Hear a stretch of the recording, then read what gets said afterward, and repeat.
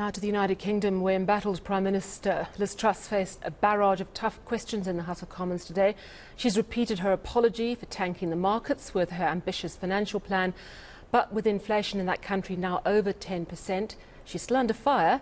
And it seems she and her new Finance Minister Jeremy Hunt are not quite on the same page. Since then as well, news that Home Secretary Suella Braverman has resigned. Let's speak to our London correspondent, Olly Barratt. Good evening, Olly. Let's first deal with Suella Braverman because she's resigned, and that's how it all started with Boris Johnson.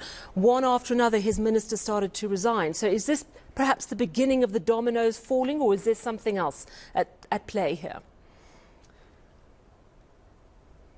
Well, there is certainly an element, Sally, of something else at play, in the sense that Suella Braverman's resignation letter confirms that the specific reason that has led to her resignation, she says, and this is what government sources say as well, is that there was communication from her, from the Home Secretary, via a personal email about sensitive government material. And that is a breach of government guidelines, and therefore, as a minister, she accepts that she has to go. She says it's right for her to go, and that she says that she has resigned. But muddying the water slightly is that the resignation letter that she sent the Prime Minister is absolutely blistering. She voices concerns about the direction of the government. She talks about migration and immigration being a real area in which she believes that the government might be heading in the wrong direction. She has a long passage in which she talks about not acknowledging mistakes that have clearly been made, which is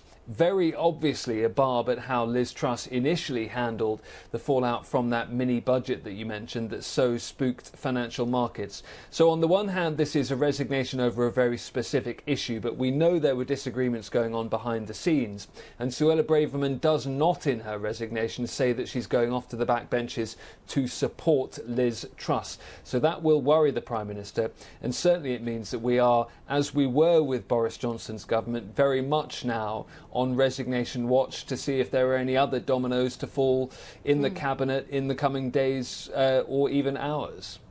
It was quite interesting today in the question and answer session.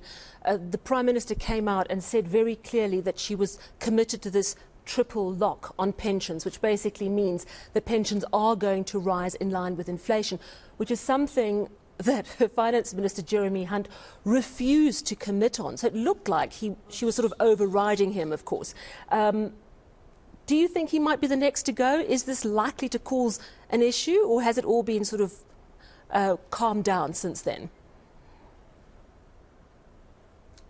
Well, certainly Downing Street say that this is something that was agreed by the Chancellor and the Prime Minister, that Jeremy Hunt and Liz Truss had a meeting today before PMQs and they agreed this position. But it certainly does give rise to speculation about whether they are exactly on the same page or not.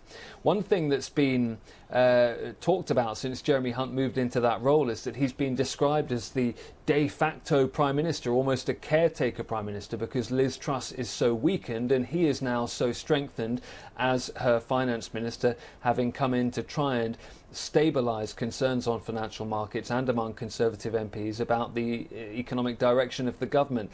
So one element to this is that Liz Truss may be just asserting her authority, just saying, look, I can still make the big decisions, I am still in charge here, but it has led to all sorts of speculation about where that relationship might be headed next. But as I say, Downing Street insists that they are now in agreement on that particular issue over keeping the pensions for Britain's pensioners rising at the rate of inflation, which, as you say, is now over 10% again.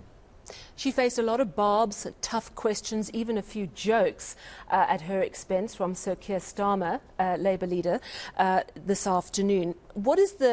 Tell us a little bit more about that and how she's perceived to have held up. Well, this is only her third Prime Minister's questions. Of course, she's only been in the office for a few weeks, but in that period, there was the mourning period for Queen Elizabeth II. So quite a lot of parliamentary business has been on hold. We also then had party conference season. So a lot of the normal rough and tumble of politics is something that Liz Truss has avoided really week to week up to this point. So her third Prime Minister's question session in the PMQs she's had up to now, and in media interviews and at party conference, she's faced faced a huge amount of criticism for not showing enough contrition, for not apologising quickly enough over that mini budget. She did both of those things in PMQs today. She's also faced huge criticism for not answering questions directly. She made much more of an attempt to do that in PMQs, but Keir Starmer really did go for her and her credibility very quickly during that session. It was very difficult for her indeed at times. There's also a feeling, though, that Keir Starmer at this point sees such chaos from his perspective on government benches and with ministers resigning all over the place and U-turns being made left, right and centre, that sometimes he just wants to step back a bit and let the Conservatives do the damage to themselves. That's certainly the impression you get. But today he did go in pretty hard. He did make some jokes at times. Some observers have wondered whether jokes are the right way to go given the seriousness of the economic situation. So I think we could probably call today's PMQs a score draw. It wasn't disastrous for Liz Truss, but it was certainly very difficult indeed for her. And we've talked about the 10.1% inflation rate news. I mean, here in South Africa, we got our September figures very slightly down from August. We're now on 7.5% of 7.6. Any indication in the UK of whether you've hit the peak of inflation, or is it impossible to say at this point? It's hard to say at this point. One of the areas that the government has addressed is an energy support package, which it says over the coming months will mean, because it's effectively subsidising people's bills, that element to inflation will cool off for people. But today we've seen effectively record rises in food costs, and so people's household shopping is going to become even more expensive in the coming weeks and months if that trend continues. Also playing into all of that, of course, is the Bank of England and what it does next, and the next meeting is on November the 3rd, That is going to be a huge focus of attention. How much does the Bank of England decide it needs to put up interest rates to try and get inflation lower? And if it does put interest rates up too high, how much harder will that make life for households up and down the country? Could that push the UK into a recession? There are difficult decisions everywhere you look at the moment in the UK economy, just like it is in the South African and other economies all around the world. But certainly households are hoping that inflation cools off soon, but we haven't seen any evidence of that just yet. All right, thank you very much. That's our London correspondent, Olly Barratt.